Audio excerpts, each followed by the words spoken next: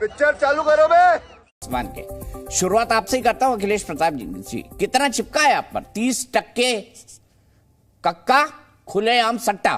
क्या सट्टा आपकी सत्ता को हटा देगा वहां से? चुप कर बे कुत्ते। दीपक जी, मोदी जी के एक मंत्री हैं तोमर साहब, उनका एक और वीडियो आया, आपने देखा उसको? मैं सब वीडियो देखता हूं, वो भी देखा सर मैंने। उसका भी जवाब ले लेंगे प्रेम शुक्ला जी से। देखा आपने? अच्छा ना, अरे प्रेम शुक्ला जी से तो लेंगे ही। आपने देखा उसको?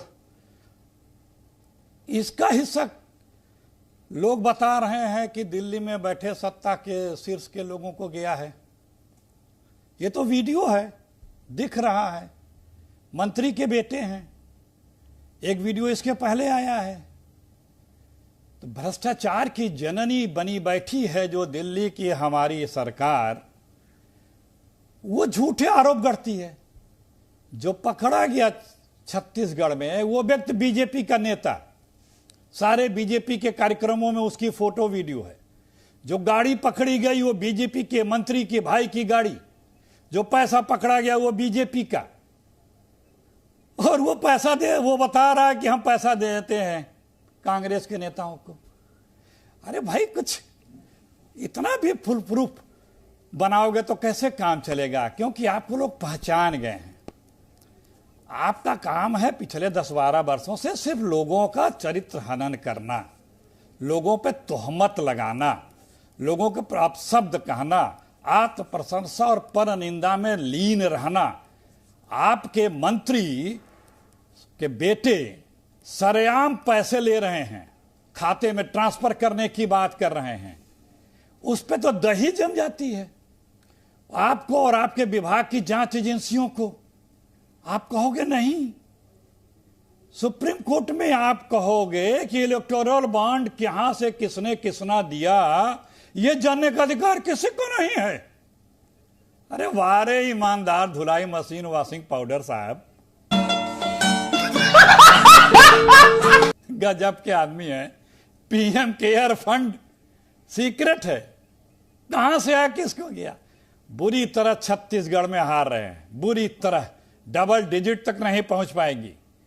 वहां पे छत्तीसगढ़ की सत्ता सिर्फ इनका जो बिग बॉस है मोडानी, उसके लिए चाहिए कि वहां की खदानें, वहां की इंडस्ट्रियां उसे सौंप दी जाए। नगरनार एक फैक्ट्री बनी है, स्टील प्लांट बहुत बड़ा है बस्तर इलाके में, 24,000 करोड़ की। बनने के पहले वो साहब को बेचने की तैयारी हो गई, साहब के मित्र को। क्यों? आपको इसीलिए तो चाहिए ना छत्तीसगढ़ की जनता, वो पब्लिक समझ चुकी है कि आप वहां के पब्लिक के लिए बात नहीं कर रहे हैं। छत्तीसगढ़ का सपूत भूपेश बघेल को बदनाम करने की कोशिश कर रहे हैं आप। ठीक है, छत्तीसगढ़ की सम्मान को आप बेचने और दाग लगाने की कोशिश कर रहे हैं आप। आपके पास कोई मुद्दा नहीं है, कोई कार्यक्रम नहीं है, कोई नेता नहीं है, कोई एजेंडा नहीं है। आप बस झूठे आरोप लगा के चाहते हैं कि छत्तीसगढ़ की जनता को गुमराह किया जा सके। लेकिन छत्तीसगढ़ की जनता बहुत समझदार है और आपको तो बखूबी समझती है जनाब। आपको सत्ता किस लिए चाहिए? आपके अपने बॉस के लिए चाहिए, इस देश के लिए तो चाहिए नहीं, न इस देश के लोगों के लिए चाहिए। तो लोग अब समझ चुके हैं ये सब अब नहीं चलने वाला। अभी जाओगे आप, फिर 24 में झोला उठा के जाओगे।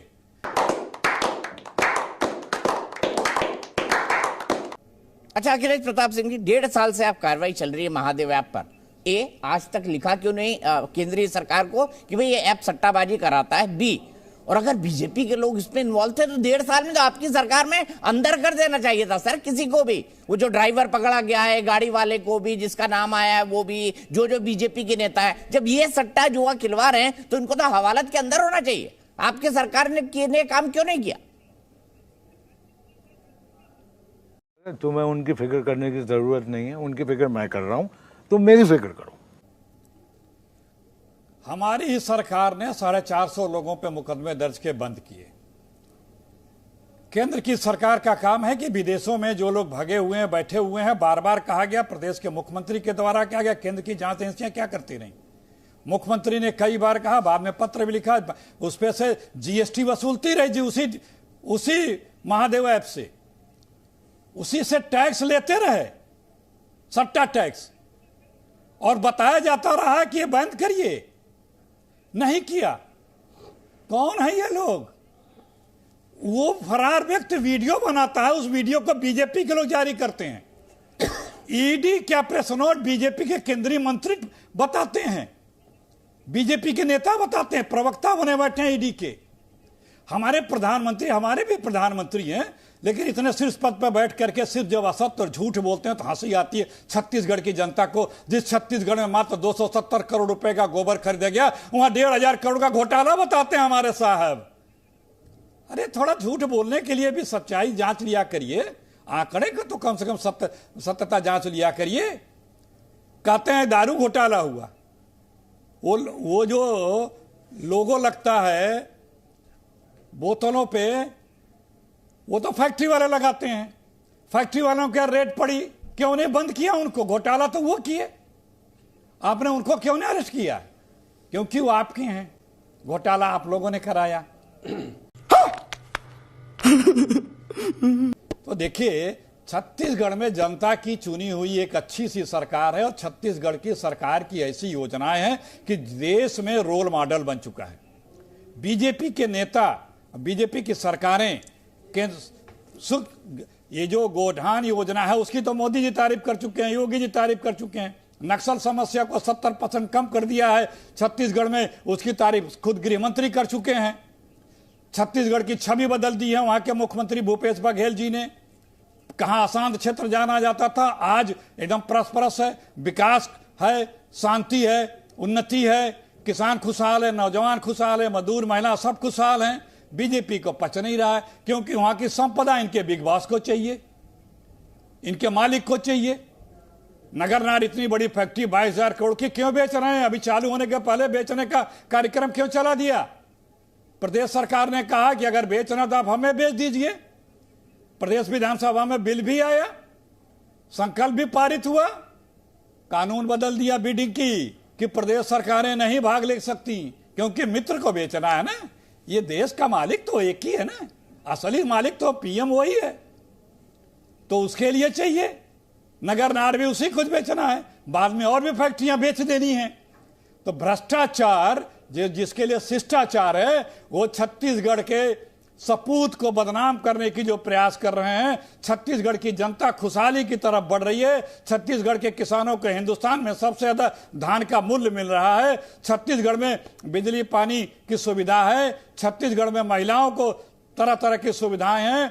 छत्तीसगढ़ में हमारे आदिवासियों के लिए अनेकों योजनाएं हैं। बीजेपी की सरकार सिर्फ 7 वन उपज खरीदती थी, भूपेश बघेल जी की सरकार 67 वन उपज खरीदती है। वहां पे जो 200 करीब बूथ उस गांव में नहीं लगते थे, गांव में लोग जा नहीं पाते थे, उन गांव में सड़क बनाया, आज वहां बूथ लगे और उस गांव में शांतिपूर्वक मतदान हुआ। ये छत्तीसगढ़ को इस तरह से निखार करके छत्तीसगढ़ का एक मुख्यमंत्री भारत के पटल पर लाया है। दर्जनों विभागीय मंत्रालयों ने छत्तीसगढ़ की योजनाओं की तारीफ की है, लेकिन वो कैसे बर्दाश्त होगा? क्योंकि मालिक को वहां का लोहा चाहिए, वहां का कोयला चाहिए, वहां के बिजली चाहिए, वहां का वन चाहिए। तब मालिक के आगे सेवक उसी के तो प्रधान सेवक हैं। मुझे क्रेडिट नहीं चाहिए। पब्लिक सरकार, पब्लिक सबको समझती है, सरकार को भी समझती है, चैनल को भी समझती है, एंकर को भी समझती है। पब्लिक को कमातर मत आंकिए, वो सबको समझती है, सब जानती है। बात दरअसल में ये है कि छत्तीसगढ़ में इनकी दाल नहीं गल रही है, कोई एजेंडा नहीं है इनके पास। 15 साल सरकार चलाने के बाद आज भी एक इशू नहीं है कि ये जनता से कह सके मोदी जी के इतना बड़ा भाषण बताइए कि किसी अपने काम पे वोट मांगे हो, कोई उपलब्धि बता सकते हो, कोई नेता हो तो बता दें कि हाँ इनके लिए वोट दीजिए, या हमारी सरकार के लिए वोट दीजिए, हमारे इस कार्यक्रम के लिए वोट दीजिए। सिर्फ झूठ बोलना, लोगों को बदनाम करके सोचते हैं कि आप अपना पक्ष बना लेंगे। किसी को बेगुनाह को आप बदनाम करने का लाख प्रयास करेंगे, एक दिन वो उल्टा पड़ता है। वही हाल छत्तीसगढ़ में हो रहा है। ठीक है, छत्तीसगढ़ में आप जिस प्रकार से वहां के लोकप्रिय मुख्यमंत्री को बदनाम करने का प्रयास कर रहे हैं, उस लोकप्रिय मुख्यमंत्री के साथ जनता खड़ी है। वो जनता आपको सबक सिखाएगी। छत्तीसगढ़ की जनता बीजेपी को दहाई में सीटें नहीं देंगी, दहाई में। जमाना जब्त होगी। अब की बार 75 पार भूपेश सरकार दहाई में सीट नहीं पाने वाली है, क्योंकि गया, आप सिर्फ इनका गढ़ छत्तीसगढ़ को बदनाम कर रहे हैं, मुख्यमंत्री को नहीं, इनका रैंक छत्तीसगढ़ को नंबर बदनाम कर रहे हैं। छत्तीसगढ़ ने जो इतना अच्छा नक्सल समस्या समाधान करने के लिए काम किया, आदिवासियों के लिए काम किया, सड़क बिजली पानी के लिए काम किया, किसानों के लिए काम किया, नौजवानों के लिए काम किया, भाई प्रेम शुक्ला जी, पब्लिक उसको बदनाम करने का प्रयास कर की खराब है, मेरी को चुन आप कुछ भी बोलो, ये नहीं सुनने वाला। के साथ राजीव रंजन जी, भ्रष्टाचार का मुद्दा, और आप पर तो ये आरोप लगता है कि आप तो ऐसी पार्टी के साथ खड़े हैं जो सर्टिफाइड तौर पे, जिसके बारे में 4 केसेस में जिनको भ्रष्टाचार के मामलों में सजा हो चुकी है, लालू प्रसाद यादव। अब एक तरफ नीतीश कुमार की बेदाग छवि और दूसरी तरफ लालू यादव जी, कैसे चलेगा राजीव रंजन? जनता को आप मूर्ख समझना बंद कर दीजिए। इस प्रकार की बचकाना बातें किसी के गले नहीं उतरती, लोग मजाक उड़ाते हैं। देखिए, हमारे यहाँ तो अलाई के बारे में आप जो कह रहे हैं अपनी जगह है, लेकिन भारतीय जनता पार्टी के खिलाफ भ्रष्टाचार के जो मामले हैं, भारत की आज़ादी के बाद इतनी भ्रष्ट कोई सरकार नहीं हुई, और भ्रष्टाचार के मामलों में जो दोहरे मानदंड हैं, जब भी कोई राजनेता या राजनीतिक दल इनके लिए चुनौती होता है, उसके खिलाफ भ्रष्टाचारी होने के आरोप लगते हैं, उनकी जांच होती है, उनके खिलाफ कार्रवाइयां होती हैं, ईडी के छापे पड़ते हैं, सीबीआई की दबिश बढ़ाई जाती है, इनकम टैक्स के रेड्स होते हैं। लेकिन अगर उसने घुटने टेक दिए, अगर वो शरणागत होने के लिए तैयार हो गया, तो फिर उसके बाद उसका कोई कार्रवाई नहीं होगी। और ताज़ा उदाहरण अजीत पवार से लेकर छगन भुजबल, और इसके पहले, ये सच है इतनी बार ये नाम दोहराए गए, लेकिन भारतीय जनता पार्टी मुझे ऐसा लगता है कि बिल्कुल ही विचलित नहीं दिखती है। इस तरह के आरोपों की जांच कराने के बजाय वो तरह तरह के तर्क देंगे। लेकिन हिमंता बिस्वा शर्मा के खिलाफ तो आप चीख चीख करके वाटर स्कैम का आंदोलन चला रहे थे। आपकी पार्लियामेंट्री पार्टी में वहां असम में एक काफी संगठित आंदोलन चलाने का निर्णय हुआ था, और उसके बाद जब वो आपके साथ आ गए तो फिर निसंदेह फिर उसके बाद उनसे ज्यादा साफ सुथरा कोई आदमी नहीं है। इतना छोटा पहले कभी नहीं हुआ होगा। एक तरफ तो आपने कहा भाई भतीजावाद और परिवारवाद के खिलाफ हैं, तो परिवारवाद का इससे बड़ा उदाहरण क्या होगा कि येदियुरप्पा के पुत्र को आपने कर्नाटक की कमान दी।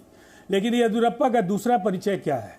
मुख्यमंत्री पद से आपको हटाने का निर्णय क्यों लेना पड़ा? यह अलग बात है कि आपने पार्टी के सर्वोच्च जो उसकी सर्वोच्च जो समिति है, पार्लियामेंट्री बोर्ड का आपने सदस्य बनाया, और पैदल करके नितिन गडकरी और शिवराज चौहान को बाहर करने के बाद। तो हमारा यह कहना है कि भ्रष्टाचार पर कितनी नसीहतें आप देंगे? आप पूरे देश को बताते चल रहे हैं कि आपने भ्रष्टाचार को खत्म करने का फैसला कर लिया। जितना भी अडानी पर आप बात करेंगे, लेकिन अडानी के मामले में मोदी सरकार के जो जिस तरह से गुजरात में बतौर मुख्यमंत्री उनका समर्थन रहा, और देश के प्रधानमंत्री के तौर पर जिस तरह का सहयोग मिला है अडानी साम्राज्य के विस्तारीकरण के लिए, आप चाहे जितना भी कह लें, लेकिन इससे शर्मनाक कोई उदाहरण नहीं हो सकता है कि सत्ता पोषित, सत्ता संपोषित जिस तरह का संरक्षण उन लोगों को आपने दिया जो आपके साथ थे।